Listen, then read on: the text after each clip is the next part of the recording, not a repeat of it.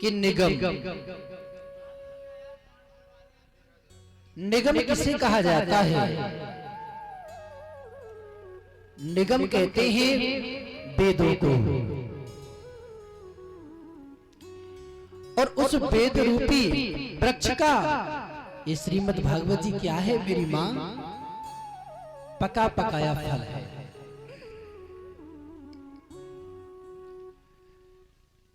और ये फल कोई साधारण नहीं। अब कलयुग में तो तर्क वितर्क करने वाले बहुत हैं कि भैया ठीक है, मान लिया ये फल पका पकाया है, प्रथम डाली का भी तो है ना कि हाँ भैया, तो ये ऊपर से जब नीचे आया होगा धराधाम पर,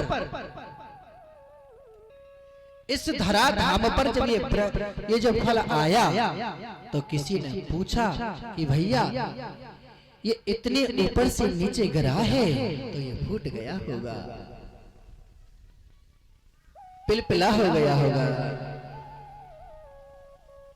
सूत जी महाराज कह रहे हैं नहीं भैया, ये गिरा तो है लेकिन डाली प्रति डाली, ये नारायण भगवान की डाली से झटका तो ब्रह्मा की डाली में अटका, पितामह ब्रह्मा की डाली से झटका तो देवऋषि नारद की डाली में अटका, और देवऋषि नारद की डाली झटका तो व्यास की डाली में अटका, और व्यास जी महाराज जी की डाली झटका तो सुखदेव जी महाराज की डाली में अटका, और सुखदेव जी महाराज जी के माध्यम के द्वारा, परीक्षित के माध्यम के द्वारा इस घोर कली काल में जितने भी महान पापी हैं उन सबको बुलाया गया है।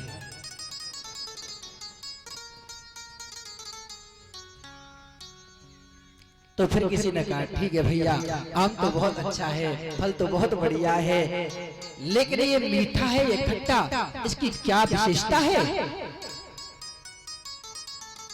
क्योंकि जो फल वाले होते हैं ना वो कैसे कहते हैं, मीठे फल है भैया हमारे, चाहे खट्टे क्यों ना हो।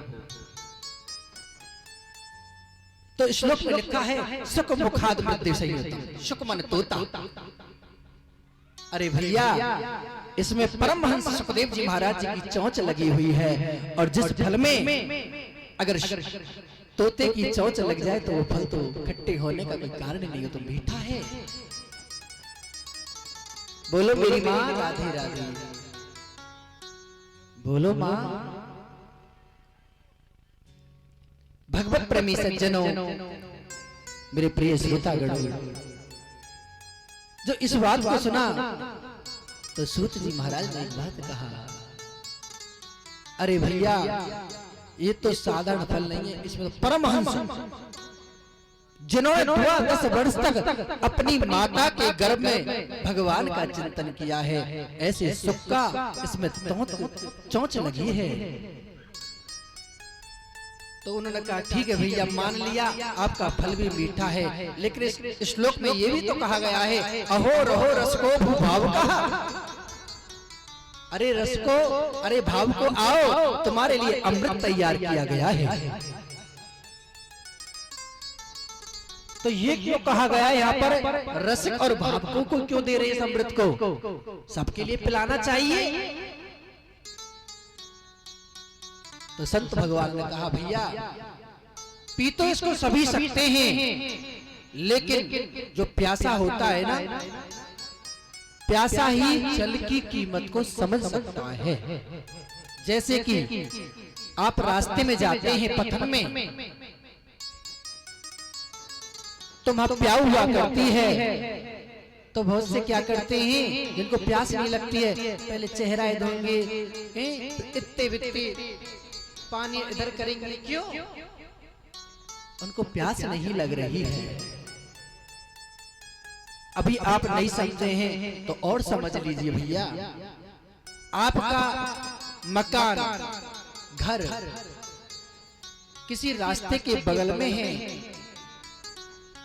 और कोई आपके जानकार हो, आपके फूफा जी हो, मामा जी हो, और वो वहां से जा रहे हैं और आप कह रहे हैं अरे रुकिए रुकिए रुकिए, और वो मोटरसाइकिल का एक्सीलेटर दबाते जा रहे हैं, रुक ही नहीं रही वो। अरे जरा रुक तो जाओ। रुक गई, एक थोड़ा सा पानी का प्रशस्वादन तो करो आप। अब वो पता क्या कह रहे हैं, जो प्यास नहीं है ना हमको, वो कह रहे हैं मैं जो फ्रिज का पानी नहीं पीता हूं। आप कहेंगे नहीं, मटके का पानी है। अच्छा, मटके का है तो ये पात्र जो है, बर्तन, इसे किससे धोते हो आप कहने लगे राख से धोते।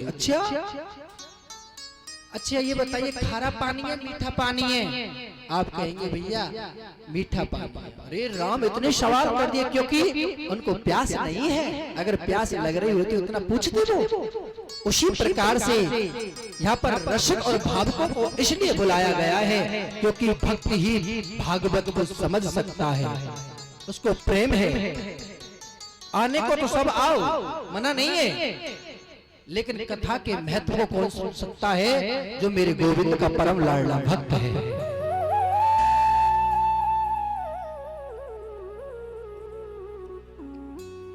तो कथा